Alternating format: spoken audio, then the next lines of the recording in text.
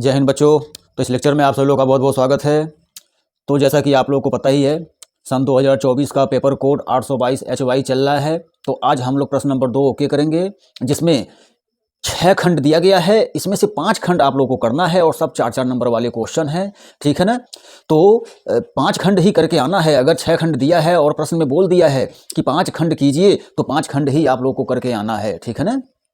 तो चलिए वीडियो करते हैं स्टार्ट और देखा जाए ये प्रश्न नंबर 2 का क क्या कह रहा है। बाकी इसके पहले तो OMR वाले जो है 1 से 20 प्रश्नों का हल हम लोग पीछे देख चुके हैं, और ये वर्णनात्मक प्रश्न में जो खंड ब है, इसमें भी प्रश्न नंबर 1 हम लोग सॉल्व कर चुके हैं इसके पहले वाली वीडियो में। आज हम लोग प्रश्न नंबर 2 ओके करेंगे और 4-4 नंबर का है सब, ठीक है ना। तो चलिए वीडियो करते हैं स्टार्ट। वीडियो स्टार्ट करने के पहले चैनल को लाइक कर दीजिए, सब्सक्राइब कर दीजिए, बेल आइकन दबा दीजिए, ताकि प्रत्येक दिन का नोटिफिकेशन आप लोग के पास पहुंचता रहे। तो चलिए वीडियो करते हैं स्टार्ट। और प्रश्न नंबर 2 का ये क वाला पार्ट समांतर श्रेणी यानी कि चैप्टर 5 से दिया गया है। तो देखा जाए क्या कह रहा है प्रश्न। कह रहा है कि यदि किसी एपी के पहले m पदों का योग n है तथा n पदों का योग m है, तो m + n पदों का योगफल ज्ञात कीजिए। तो यहाँ पर जो है सबसे पहले तो हम लोग मान लें, ठीक है ना। माना एपी का जो एपी दिया गया है, इसका प्रथम पद ए मान लिया जा रहा है, ठीक है ना। और सार्व अंतर डी मान लिया जा रहा है जी, ठीक है ना। ये देखो जी, ये हम लोग मान लिए। अब देखो, सबसे पहले जो दिया गया है m पदों का योग n है तथा n पदों का योग m है। इसके द्वारा पहले हम लोग ये पहले लेकर चल रहे हैं हम लोग, देखा जा रहा है कि क्या प्राप्त हो रहा है, ठीक है। उसके बाद में हम लोग m + n पदों का योगफल ज्ञात करेंगे। तो देखो जी क्या दिया है, m पदों का योग, देखो ये n दिया गया है, ठीक है ना। आप लोग क्वेश्चन में ये सबसे शुरू में ही देख सकते हैं, और इसका साथ ही साथ हम लोग फार्मूला भी लगा दें। तो ये m पदों का योग है, यानी कि m/2 और 2a + m - 1 × d। ये देखो जी, ये काम कर रहे हैं, समीकरण 1 मान लिया जा रहा है इसे। और क्या दिया है जी, n पदों का योग m है, तो इसका भी फार्मूला लगा दिया जाए। तो यहाँ n/2 और 2a + n - 1 × d। ये देखो जी, ये समीकरण 2 बना दिया जाए, ठीक है ना। और जो फार्मूला होता है Sn का, वो हम लोग लगाए। तो समीकरण 1 में m पदों का योग, समीकरण 2 में n पदों का योग है, ठीक है। अब देखो, अब हम लोग जो है समीकरण 1 और 2 को घटाएंगे। तो यहाँ पर जो है समीकरण 1 और 2 को हम लोग घटा दें जी, समीकरण 1 - 2, ठीक है ना। अब समीकरण 1 देखो क्या है, मतलब लेफ्ट का लेफ्ट में घटाएंगे, राइट का राइट में घटाएंगे। तो लेफ्ट का ये घटाने पर आ जाएगा n - m, ठीक है ना। n - m आएगा ये, ओके। उसके बाद जी, ये लेफ्ट में तो हम लोग घटा के लिख दिए। अब राइट वाला भी घटा के लिखा जाए, तो राइट वाला भी घटा दिया जाए भाई। चलो, राइट वाले में जो है m/2, पहले समीकरण 1 का राइट लिखें थे, m/2 m/2, उसके बाद 2a - m - 1 × d। ये देखो जी, ये समीकरण 1 का राइट हो गया। समीकरण 2 का राइट क्या है, n/2 ब्रैकेट में 2a + n - 1 × d, ठीक है ना, माइनस n/2 और 2a प्लस, ये प्लस है जी, प्लस n - 1 × d। ये चलो जी, ये देखो राइट में क्या करना है। राइट में जी पहले ये d का जो अंदर d है, उसका बारी बारी से हम लोग गुणा करना जी, ठीक है ना। ये पहले हम लोग 2a + md - d, उसके बाद यहाँ भी गुणा कर दिया जाए। इधर भी d जो अंदर है पहले उसका हम लोग गुणा कर रहे हैं। तो 2a + nd - d, ये गुणा कर दिए हम लोग। अब m/2 का भी बारी बारी से गुणा कर दिया जाए। तो 2am/2 + md/2, मतलब m² d/2 - md/2। ये देखो जी, ये गुणा कर दिए हम लोग। यहाँ भी गुणा कर दें, 2an/2 minus n² d/2 plus nd/2। ये देखो जी, बाहर जो m/2 और n/2 था ये हम लोग गुणा कर दिए बारी बारी से। अब एक काम किया जाए, दो यहाँ पर एलसीएम बन रहा है तो दो एलसीएम भी ले लें हम लोग, ठीक है ना। तो जो राइट में मतलब जो लेफ्ट में है पहले तो वो लिख दें हम लोग n-1 बराबर, और ये पूरे में जो है एलसीएम हम लोग जो है दो ले रहे हैं। उसके बाद क्या क्या बचेगा वो देख लिया जाए। 2am plus m square D, 2am plus m square D, ठीक है ना। उसके बाद क्या बच रहा है, minus M D minus A N, minus M D minus A N, ठीक है ना, ए एन।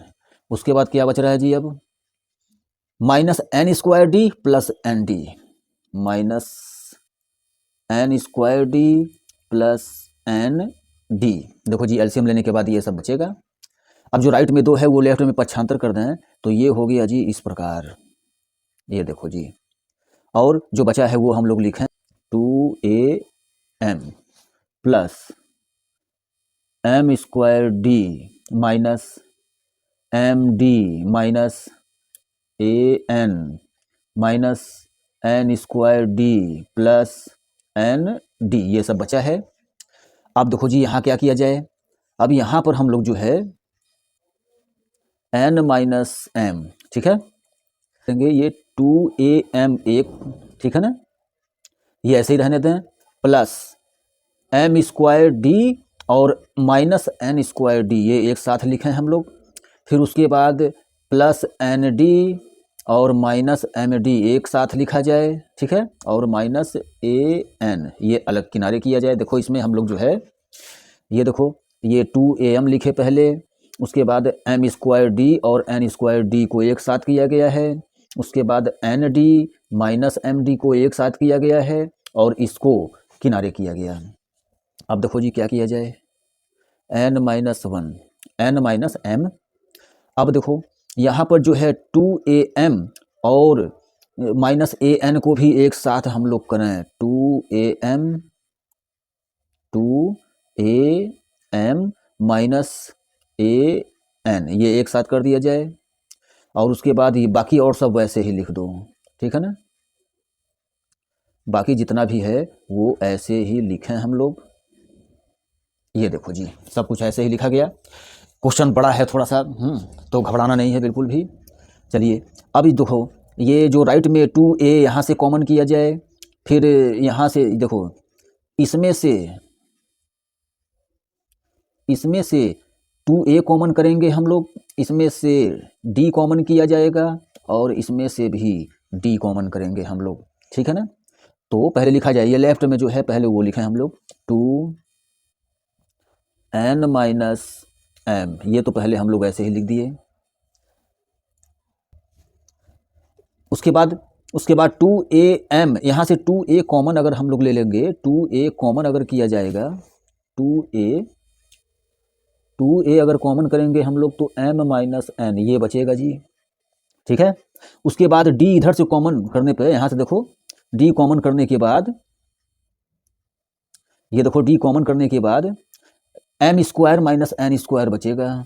d कॉमन करने के बाद जो है प्लस d कॉमन कर दो जी, प्लस d कॉमन करने के बाद m square minus n square ये बचेगा। उसके बाद इस वाले से देखो, इस वाले से अगर d कॉमन करेंगे तो n माइनस m बचेगा, ठीक है। तो d कॉमन यहाँ से भी कर दो भाई, प्लस d कॉमन कर देंगे तो n माइनस m ये यहाँ से बचा, ठीक है। देख लिया जाए भाई, देख लो मिला लो सब कुछ। यहाँ से जो है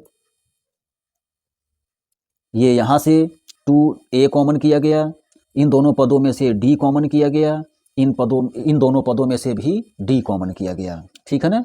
अब देखो क्या करना है इधर, अब n माइनस, एक काम करो इसमें जो है यहाँ से जो लेफ्ट में है यहाँ से माइनस हम लोग कॉमन कर दें, माइनस कॉमन कर दिया जाए तो m माइनस n ये बच जाएगा, ठीक है ना। बाकी और देखो जी और तो वैसे ही लिखे हैं हम लोग, ठीक है। यहाँ पर जी बीजगणित सूत्र लगाया जाए, एक ब्रैकेट में a प्लस बी, एक ब्रैकेट में a माइनस बी, ठीक है ना। ये बीजगणित सूत्र हम लोग लगाए, ठीक। और देखो जी यहाँ से माइनस कॉमन करें हम लोग, यहाँ से भी, इसमें से भी, तो यहाँ से माइनस कॉमन करने के बाद m माइनस n ये बचेगा, ठीक है ना, कॉमन करने के बाद। चलो जी अब देखो, अब जो है राइट में m माइनस वन अगर हम लोग कॉमन कर देंगे तो m माइनस वन, ये देखो जी ये कैंसिल हो जाएगा सब, सॉरी ये जो है ये और ये सब, हम राइट में m माइनस एन जब कॉमन करेंगे, कॉमन करने के बाद कटेगा ये, आप लोग ध्यान रखिएगा। अब यहाँ पर जो है कॉमन करके लिखा नहीं जा रहा है, थोड़ा जगह कम है। बाकी यहाँ से जो है राइट में हम लोग पहले m माइनस एन कॉमन करेंगे, उसके बाद तब ये कैंसिल होगा, ठीक है ना। तो आप लोग थोड़ा ध्यान रखिएगा इस बात का। अब देखो जी क्या क्या बचा है वो हम लोग लिख लें। तो क्या बचा भाई, जो है d m plus n minus जो है डी, ये सब बचा, ठीक है ना। अब देखो क्या करना है, अब जो है फिर डी कॉमन किया जाए तो m plus n minus one, और ये बन गया जी डी। और एक काम करो, ये जो है बना दिया जाए समीकरण नंबर 3, क्योंकि दो समीकरण तो पीछे बन ही गया था, देखा जाए। हाँ समीकरण 2 तो, समीकरण 1 और 2 तो हम लोग पीछे बना दिए थे, ठीक है ना। तो ये समीकरण 3 बन गया। अब इसका प्रयोग हम लोग आगे करेंगे और इसे यहीं पर छोड़ दिया जाए, और अब हम लोग जो ज्ञात करना है हमें, हम वो लेकर चलेंगे। तो हमें ज्ञात करना है m प्लस एन पदों का योगफल, ठीक है ना। तो m plus n by two a plus, ये देखो जी इस प्रकार होगा जी, ठीक है ना। ये देखो, अब देखो अब क्या करना है, ये m प्लस एन तो ऐसे ही लिखें हम लोग, ठीक है। ये पूरा मान हमें मिल जा रहा है यहाँ से जो है ये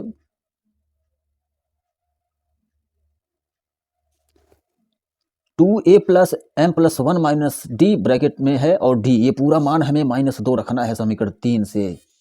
तो यानी कि हम लोग एक काम करेंगे, ये पूरा जो है इसके जगह पर पूरा, ये देखो इसके जगह पर हम लोग जो है -2 लिखेंगे, क्योंकि समीकरण 3 से इसका मान पूरा -2 है।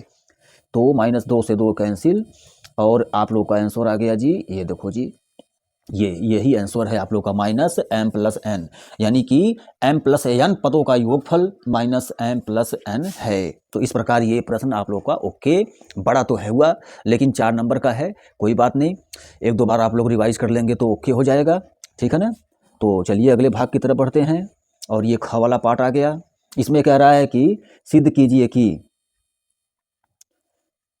किसी बाह्य बिंदु से किसी वृत्त पर खींची गई स्पर्श रेखाओं के बीच का कोण स्पर्श बिंदुओं को मिलाने वाले रेखाखंड द्वारा केंद्र पर अंतरित कोण का संपूरक होता है। तो ये क्वेश्चन हम लोग पीछे अभी सॉल्व कर चुके हैं, ठीक है ना, और फिर ये दोबारा दे रहा है, चलिए कोई बात नहीं, दोबारा हम लोग सॉल्व कर लें। तो ये वृत्त बना दिया गया, ठीक, और वृत्त है तो भाई तब इसका केंद्र भी होगा, ठीक है ना। वृत्त है तो ये लो जी, इसका ये केंद्र हम लोग वो कर दिए। वृत्त के बाहर एक बिंदु P ले लिया जाए, और P से 2 स्पर्श रेखाएं हम लोग खींचेंगे, PA और PB। तो ये देखो जी, ये एक स्पर्श रेखा ये हो गई है, और एक स्पर्श रेखा ये हो गई है जी, ठीक है ना। ये 2 स्पर्श रेखाएं हम लोग खींच दिए, ठीक है। अब देखो जी ये यहाँ पर टचिंग है, पूरा ये कोना है यहाँ पर, ध्यान रखिएगा आप लोग, ठीक है ना। ये अब देखो जी, अब केंद्र से स्पर्श बिंदु को भी मिला दें हम लोग, यहाँ से भी स्पर्श बिंदु को मिला दिया जाए, तो ये हो गया A और ये हो गया B। अब देखो जी, अब हमें जो सिद्ध करना है, ये कोण P यानी स्पर्श रेखाओं के बीच का कोण और केंद्र पर बना कोण संपूरक होता है। संपूरक मतलब 180 अंश, मतलब ये कि जब दो कोणों का योगफल 180 अंश हो जाए तब ये दोनों कोण संपूरक कोण कहलाते हैं। तो यानी कि यहाँ पर जो है हम लोग कोण सिद्ध करना जो है, कोण O प्लस कोण P बराबर 180 अंश हमें लाना है, ठीक है ना। तो ये हम लोग जो है लिख दे रहे हैं यहाँ पर कि सिद्ध करना है कोण O प्लस कोण P बराबर 180 अंश, ये हमें सिद्ध करना है जी। तो यहाँ पर जो है उपपत्ति यानी हम लोग प्रूफ में चतुर्भुज लेकर चलेंगे, चतुर्भुज OAPB, और इसमें चतुर्भुज के चारों अंतः कोणों का योगफल 360 अंश होता है, इस नियम से सिद्ध करेंगे। तो चलिए अगले पृष्ठ पर हम लोग इसे सिद्ध करेंगे, यानी कि जो उपपत्ति होगा, उपपत्ति अर्थात प्रूफ। तो चतुर्भुज OAPB में कोण O प्लस कोण A प्लस कोण P प्लस कोण B बराबर 360 अंश, 360 अंश। अब कोण O का मान तो निकालना है, और देखो जी कोण A का मान थोड़ा पीछे जी हम लोग चलें। देखो एक नियम और है यहाँ पर, त्रिज्या स्पर्श रेखा पर लंब होती है, यानी कि ये जो है कोण 90 अंश का है, ठीक है ना। फिर नीचे भी त्रिज्या स्पर्श रेखा पर लंब होती है, यानी कि ये कोण भी 90-90 है। तब ध्यान रखना है आप लोग को, अब कोण A और कोण B 90-90 है, ठीक है ना। तो कोण A की जगह पर हम लोग 90 लिखेंगे, और कोण P तो निकालना है, कोण B की जगह पर 90 लिखेंगे, ठीक है ना। अब देखो जी कोण O प्लस कोण P ये हम लोग ऐसे ही लिख दें लेफ्ट में, और 90-90 जोड़कर राइट में 75, तो 90-90 180, और ये 75 भी हो गया, यानी कि कोण O प्लस कोण P बराबर 180 अंश, यानी कि जो हमें सिद्ध करना था वो हम लोग सिद्ध कर दिए, ठीक है ना। तो इसका क वाला पार्ट तो बड़ा दे दिया था, लेकिन ख वाला पार्ट देखो छोटे में कर दिया, छोटा दे दिया, तो यानी कुल मिला जुला कर हिसाब किताब बराबर है। तो चलिए अब घ वाले पार्ट की तरफ बढ़ते हैं, और ये आ गया जी घ वाला पार्ट। इसमें क्या कह रहा है, तो ये चैप्टर 7 से है, और विभाजन सूत्र के द्वारा ये क्वेश्चन सॉल्व करेंगे हम लोग। कह रहा है कि बिंदु -4, 6 बिंदुओं A और B को जोड़ने वाले रेखाखंड को किस अनुपात में विभाजित करता है। तो देखो जी, जैसे मान लो कि चित्र बनाए हम लोग, अगर मान लो जैसे ये एक रेखाखंड हो गया, इसका नाम A और B कर दिया जा रहा है, ठीक है ना, और बीच में कहीं बिंदु P है, ये बीच में हम लोग एक बिंदु P ले रहे हैं। इस P का निर्देशांक -4, 6 है। A का निर्देशांक देखो दिया ही है क्वेश्चन में, ठीक है ना, और B का निर्देशांक भी दिया है क्वेश्चन में, आप लोग देख ही सकते हैं। तो अनुपात ज्ञात करना है, यानी कि M1 और M2 ये हमें ज्ञात करना है। तो हम लोग विभाजन सूत्र का प्रयोग करेंगे। तो विभाजन सूत्र जो है लिखें तब हम लोग, विभाजन सूत्र क्या होता है जी, x बराबर M1 x2 plus M2 x1 बटे M1 प्लस M2, ठीक है ना, ये विभाजन सूत्र। ऐसे ही y बराबर भी होता है, ठीक है। तो एक काम कर रहे हैं हम लोग, y वाला जो y बराबर जो सूत्र होता है उसको बाद में, पहले हम लोग इसको सॉल्व कर ले रहे हैं, ठीक है ना। तो देखो जी x का मान, यहाँ से x का मान हम लोग लिख दें यहाँ पे, देखो ये सब क्या क्या है, ये जो है x1 है, ठीक, ये y1 हो गया, और उसके बाद ये x2 हो गया, ये y2 हो गया, और ये केवल x केवल y, ठीक है ना। तो x का मान -4, x का मान -4 बराबर M1 तो निकालना है, गुणे x2 का मान देखा जाए जी, तो x2 का मान 3 है, देखो यहाँ से 3 है x2 का मान, तो 3 प्लस M2 तो निकालना है, और फिर x1 का भी मान देखा जाए, x1 का मान -6 है, तो -6,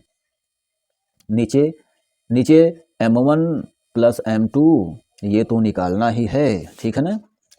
अब यहाँ पर हम लोग क्रॉस मल्टीप्लाई कर देंगे बटे 1 करके, तो -4 M1 -4 M2 ये हो गया जी, बराबर राइट में देखो जी 3 M1 -6 M2 ये बचा, ठीक है। अब यहाँ पर हम लोग M1 एक साइड करेंगे, M2 को एक साइड ले जाएंगे, यानी M1 और M1 जो ये -4 M1 है ये तो हम लोग ऐसे ही लिखेंगे, -4 M1 ये ऐसे ही लिखा जाए। उसके बाद राइट वाला 3 M1 पक्षांतर करेंगे, तो माइनस में हो गया जी 3 M1 बराबर, अब देखो जी राइट में -6m2 है, इसको भी ऐसे लिखा जाए, -6m2, ठीक। उसके बाद -4m2 जो लेफ्ट में है उसका राइट में पक्षांतर करें हम लोग तो प्लस में हो जाएगा, प्लस में 4m2। अब जोड़ घटाना कर दिया जाए तो ये लेफ्ट में जी -7m1 आया और ये राइट में भी आ गया जी -2m2, ठीक है ना। तो माइनस से माइनस कैंसिल कर दिया जाए और देखो जी यहाँ पर जो है m2 का लेफ्ट में पक्षांतर, ठीक, और 7 का राइट में पक्षांतर, यानी कि जो अनुपात हम लोगों का आया है ये देखो जी 2/7, ये देखो जी ये अनुपात आया और यही आंसर है। और ये काम कर रहे हैं इसमें। अब y वाला जो फार्मूला होता है उसे लेकर चलने की ज़रूरत नहीं है क्योंकि उसमें भी 2 और 7 का ही अनुपात आएगा, ठीक है ना। तो हम लोग अभी यहीं पर रहने दे रहे हैं ये क्वेश्चन, ओके।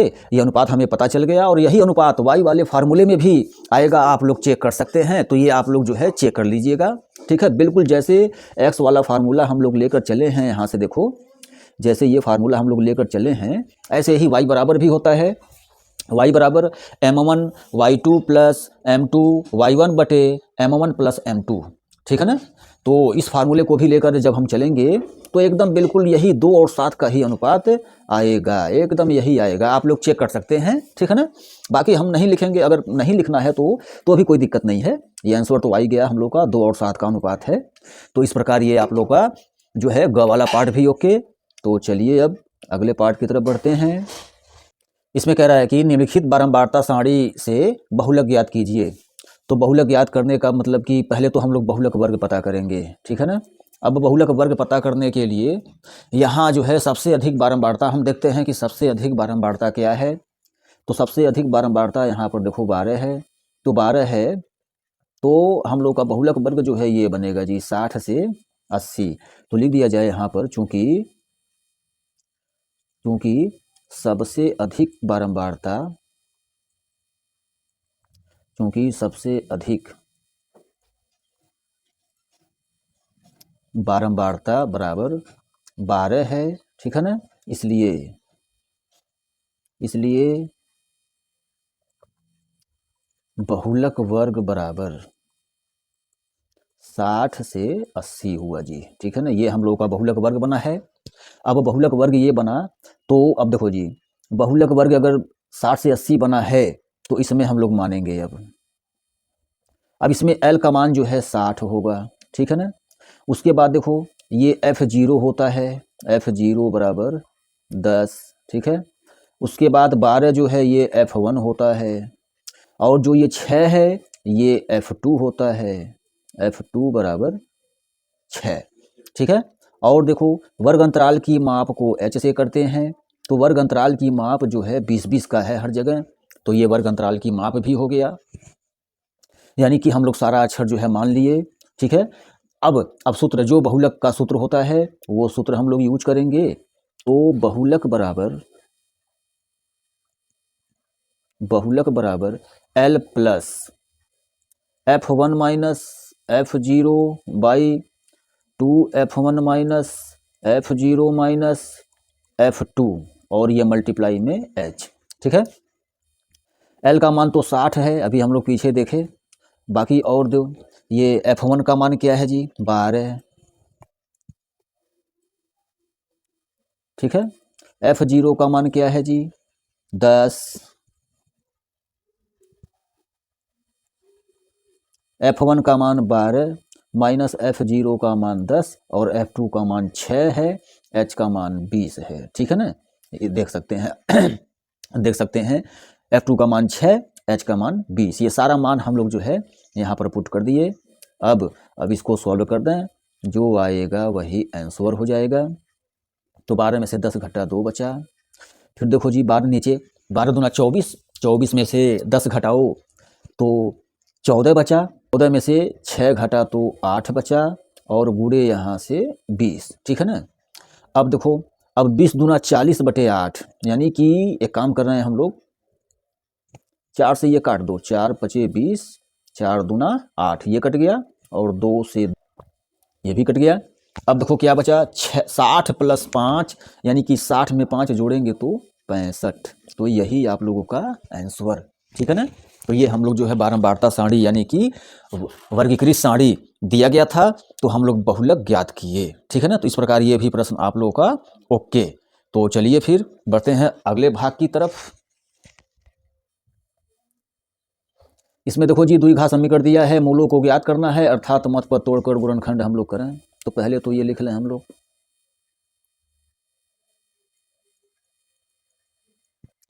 अब 3 में 2 का पहले गुणा करेंगे तो 3 दूना 6 हुआ, और 6 का ऐसा खंड करना है कि माइनस में 2 कड़ी में 6 आ जाए। तो देखो जी ये खंड हो जाएगा कड़ी में 6 और कड़ी में 6 का, जिसमें दोनों ये रूट माइनस में ही रखेंगे हम लोग। तो देखो जी इसका भी माइनस में 1 कड़ी में 6 होगा, अब माइनस में 1 कड़ी में 6x, ठीक है ना, इस प्रकार। उसके बाद देखो अब कॉमन करना है, तो कॉमन लेने के लिए भाई थोड़ा सा हम लोग जो है ताकि गड़बड़ ना होने पाए, तो 3 की जगह पर कड़ी में 3 गुणे कड़ी में 3 लिख सकते हैं, ठीक है ना। ये कड़ी में 6 है, इसके जगह पर कड़ी में 2 गुणे कड़ी में 3 लिख सकते हैं, ठीक।